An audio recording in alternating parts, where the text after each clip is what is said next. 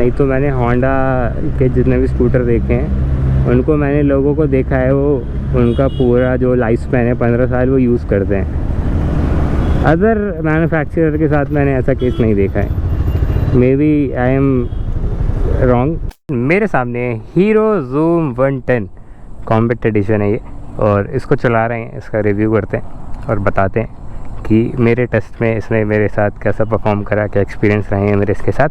पिछले एक हफ्ते से मैं इसको चला रहा हूँ। एंड 110 सीसी का ये स्कूटर है, काफ़ी क्राउडेड सेगमेंट है, काफ़ी रफ़ इसके टफ़ जो हैं वो इसके कॉम्पिटिटर है। मोस्ट सेलिंग जो स्कूटर है इंडिया में उससे कम्पीट करना होता है इसको, जो कि आपका होंडा एक्टिवा है। एंड देन उसके बाद जो है वो जुपिटर है, एंड उसके बाद कोई तीसरे चौथे पाँचवें नंबर पे आता है। अब हीरो जो है वो स्कूटर ऐसा कोई नया नहीं है, हीरो का स्कूटर काफ़ी टाइम से बनाते हुए आ रहे हैं। मैस्ट्रो आप काफ़ी लॉन्ग टाइम से इनका एक स्कूटर देख रहे होंगे, उससे पहले भी कुछ ये बना रहे थे। बट ज़ूम जो है वो आ गया है, एक आपका डेस्टिनी भी आता है। इसमें क्या चीज़ें अलग हैं, क्या चीज़ें डिफरेंट हैं, कैसा ये जो है वो चलता है, सारी बातें करेंगे। एक 360 क्विक लुक देख लो आप। कोई नया प्रोडक्ट नहीं है, तो आपने देखा ही होगा अगर आप थोड़ा बहुत देखते हैं इंटरनेट पे, तो ऐसा कुछ ये दिखता है।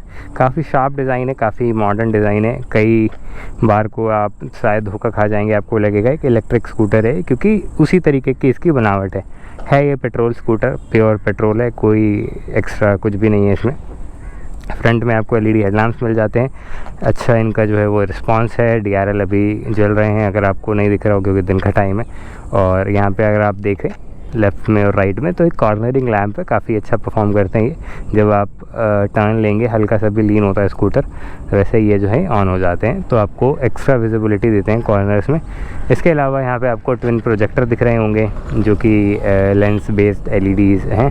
और बाकी एक्स शेप जो है वो front and rear headlight and tail light आपका रहने वाला है। पीछे आप देख सकते हैं ऐसा कुछ दिखता है।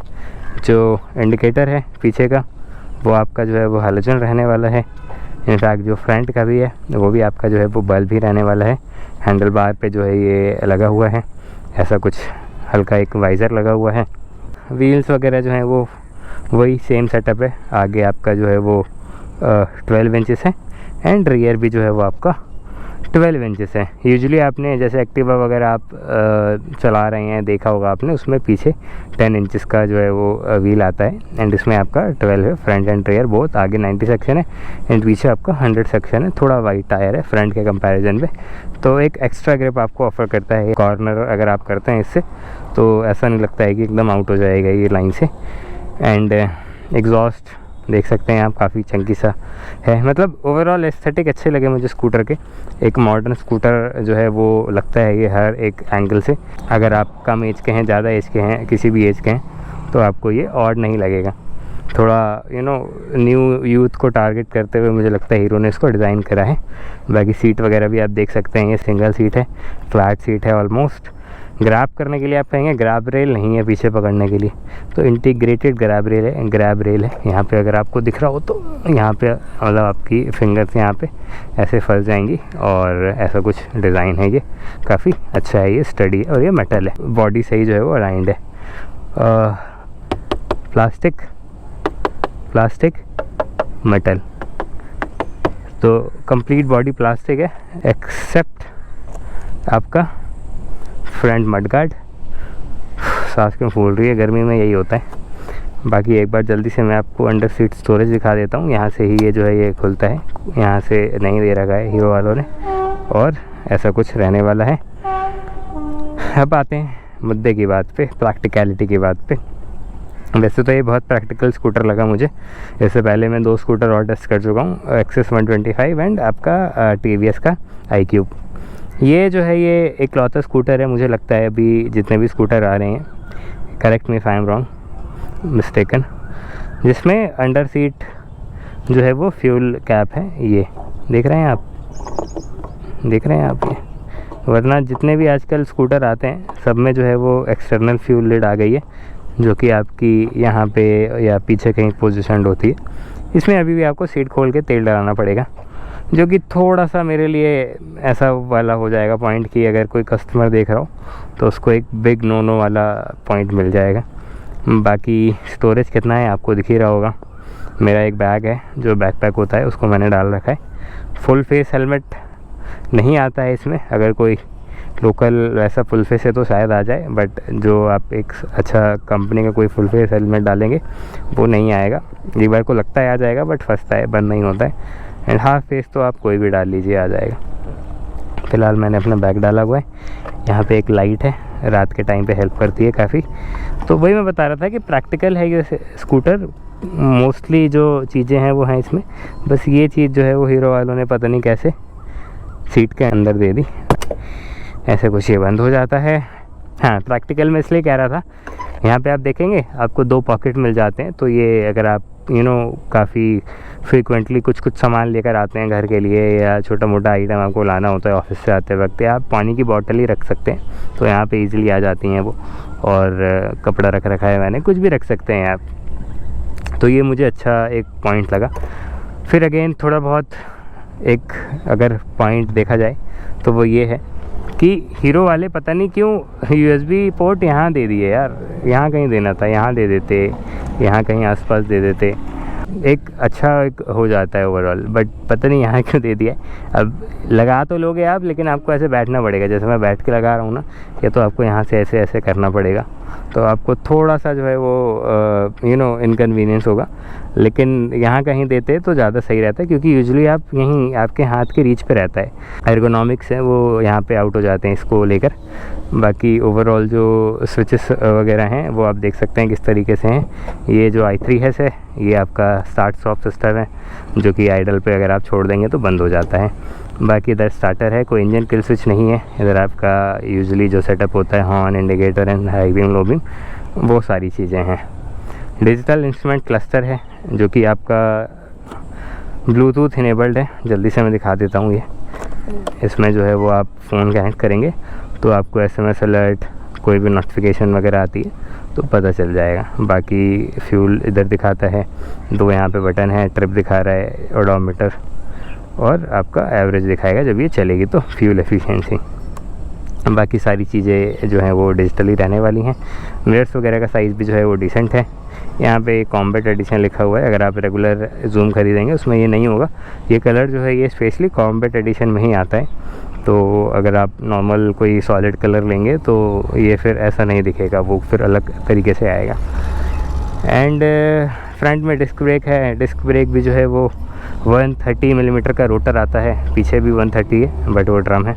एंड यूजुअली आपने सिंगल पिस्टन कैलिपर वाले डिस्क देखे होंगे, जो ये होता है कैलिपर होता है। इसमें 2 पिस्टन है, एक यहाँ है, छोटे साइज़ ही है ये, लेकिन अच्छा है। ब्रेकिंग भी डिसेंट है, कोई दिक्कत नहीं आती है। ग्रिप जो है वो टायर की अच्छी है।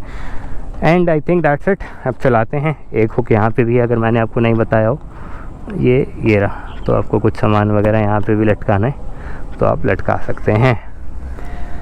बाकी पैरों के पास भी जो है वो मेरी हाइट 5 फीट 10 इंचेस है। इसकी सीट हाइट 770 या 780 मिलीमीटर है, 770 होगी। और मेरी हाइट 5'10" है। मेरे को कोई दिक्कत नहीं होती है, मेरे पैर कहीं टच नहीं होते हैं। iQube में मेरे को सबसे ज़्यादा, क्योंकि उसका ना ऐसे था तो ये घुटने बार बार यहाँ टच हो रहे थे मेरे, तो उसके बाद एक्सेस में भी ठीक था। एक्टिवा में भी इनफैक्ट कोई दिक्कत नहीं आती है। इसमें जो है वो एम्पल स्पेस है, यहाँ पे आगे ऐसे डिज़ाइन है। ये थोड़ा सा आपको ऐसे एरोक्स की याद दिलाएगा अगर किसी ने एरोक्स चलाया हो तो। बाकी ऐसे कुछ स्टार्ट हो जाता है ये। अब आइए इसको चलाते हैं, एंड चलाते चलाते जो है वो बाकी बातें करते हैं।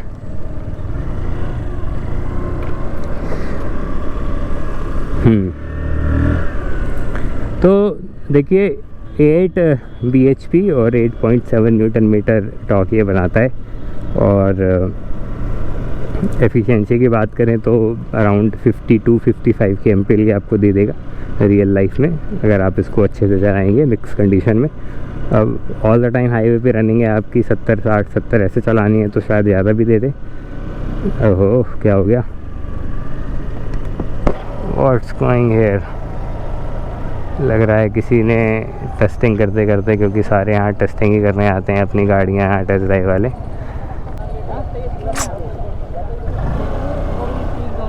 क्या हो गया दोस्त? क्या आपस में ही कुछ कर रहे थे? वो घुमा रहा था, बंदा सीधा आ रहा था। टेस्ट ड्राइव वाली है क्या? टेस्ट ड्राइव वाली है। और पिकअप कैसा है? तो मैंने बताया आपको 8 bhp and 8.7 newton metre torque ये बनाती है एंड आपको इनफ पावर मिलेगी। आपको ऐसे सिटी में चलाना है, 76 चला गया था मैं, तो बहुत ऐसे थकी हुई फील नहीं होती है कि आज रेस घुमा रहे हैं, एक्सेलरेटर घुमा रहे हैं और कल वापस रिस्पॉन्स आ रहा है। तो एक्टिवा से मतलब कोई ऐसे डिफरेंस है नहीं एक्टिवा और इसके एक्सेलरेशन में। मैंने बैक टू बैक चला कर भी जो देखा, और राइड क्वालिटी भी अच्छी है। बस ख़राब रास्तों पे राइड क्वालिटी अगर स्कूटर्स की अच्छी होने लगे ना तो मज़ा ही आ जाए, लेकिन उसके पीछे सॉलिड रीज़न है कि व्हील्स जो हैं वो छोटे होते हैं एंड चेसी डिज़ाइन वो हो नहीं पाता है। लेकिन ऐसे प्लेन तामक पे कोई दिक्कत नहीं आती है, मस्त चलते हैं सारे स्कूटर। ये भी अच्छा चल रहा है। अगर आप इसको हार्ड एक्सेलरेट भी करते हैं तो वाइब्रेशन जो है वो कंट्रोल्ड है, बहुत ही शोर नहीं मचाता है इंजन, तो वाइब्रेशन आपको फील नहीं होती है इंजन। तो ऑफ कोर्स जब आप रेव करेंगे तो वो आरपीएम तो उस तरीके से आएंगे ही, लेकिन आपको ट्रांसलेट नहीं होता है वो आपके हैंडल बार पे और फ्लोर बोर्ड पे, जहाँ भी आपका टच पॉइंट है, तो वो फील नहीं होता है। जैसे मैं एक क्विक परफॉर्मेंस रन दिखा देता हूँ आपको। सही है, मतलब इतनी ही पावर चाहिए होती है आपको। अगर आप बहुत आराम से भी चला रहे हैं तो कोई दिक्कत नहीं होगी आपको। बाकी जितनी ज़्यादा पावर उतनी ज़्यादा आपके ऊपर रिस्पॉन्सिबिलिटी आ जाती है उसको कंट्रोल करने की, ये बात है।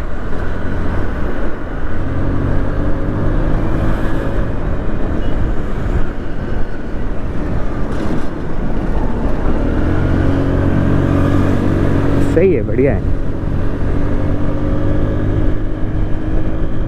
लीनियर एक्सेलरेशन है काफ़ी।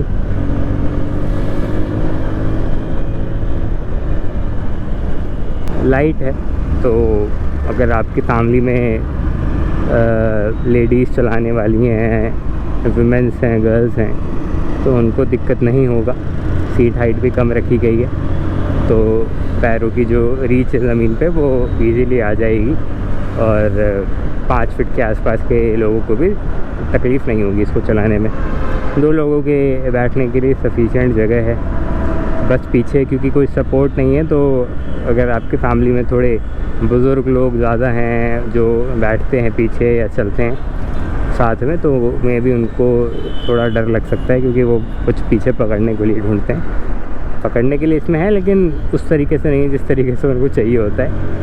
तो मैं आपको एक प्रैक्टिकल एग्ज़ाम्पल देकर बता रहा हूँ, रियल लाइफ में जैसे होता है इंडियंस में अपने एंड और क्या हाईलाइट करना था मुझे। लाइट का थ्रो अच्छा है और सही है यार। मतलब बस 2-3 चीज़ें जो मुझे लगे मैंने आपको बता दिया। एक तो जो फ्यूल है वो सीट के अंडर है, फ्यूल ओपनर, और USB जो है वो ऐसी रीच पे है। बट वही है कि चलो USB छोड़ देते हैं, फ़िलहाल फ्यूल पे ही रहते हैं। थोड़ा बहुत मुझे ऐसा लगता है कि हीरो के जो स्कूटर हैं वो लॉन्ग टर्म में ना कैसे बताऊँ, मतलब ड्यूरेबिलिटी उनकी उतनी अच्छी नहीं होती है। ये मैं आपको अपने फैमिली के एक्सपीरियंस से बता रहा हूँ। तो हीरो या तो आफ्टर सेल्स में थोड़ी दिक्कत दे रहे हैं, सर्विस में आई मीन, या तो थोड़ा इनके प्रोडक्ट ऐसे हैं कि लंबे टाइम में थोड़ा बजने लग रहे हैं, पार्ट्स जो हैं वो ख़राब होने लग रहे हैं। तो वो एक चीज़ है, लेकिन ये बहुत ही एक्सेप्शनल केस होगा जो ऐसा हो किसी के साथ। नहीं तो मैंने होंडा के जितने भी स्कूटर देखे हैं उनको मैंने लोगों को देखा है, वो उनका पूरा जो लाइफ स्पैन है 15 साल वो यूज़ करते हैं। अदर मैन्युफैक्चरर के साथ मैंने ऐसा केस नहीं देखा है। Maybe I am wrong, but मुझे ये चीज़ लगी तो मैंने सोचा आपको बता दूँ। कि लॉन्ग टर्म में जो है वो ड्यूरेबिलिटी होनी चाहिए इन स्कूटर्स की। बाकी अभी तो क्योंकि हमें मीडिया को भी ब्रांड न्यू मिलते हैं एंड इतना जल्दी आप नहीं बता सकते किसी प्रोडक्ट के बारे में लॉन्ग टर्म में वो कैसा फील होगा, कैसा आपके साथ एक्सपीरियंस होगा उसके साथ। तो ये एक चीज़ लगी मुझे। बाकी तो सब बढ़िया यार। चलो, अगर कोई भी आपके सवाल हो इसके अलावा तो आप पूछ सकते हो। हाँ, प्राइस मैंने अगर आपको नहीं बताया तो 84,000 समथिंग था, 82,000 समथिंग था। दो प्राइस है, एक OBD2 स्कैनर का है और एक नॉर्मल है, तो वो आप देख लेना आपको कौन सा चाहिए।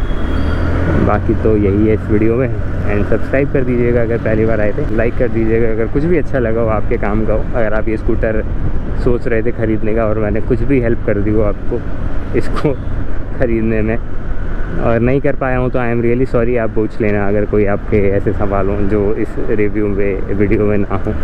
बहुत ज़्यादा नहीं चला पाया मैं इसको। यूजुअली मैं कोशिश करता हूँ एटलीस्ट 200-250 किलोमीटर चला लूँ, लेकिन इस बार मेरे पास ये और एफ साथ ही आ गए थे तो वो बट गया दोनों पे ही मेरा टाइम थोड़ा तो 150 किलोमीटर के अराउंड चला पाया मैं इसको।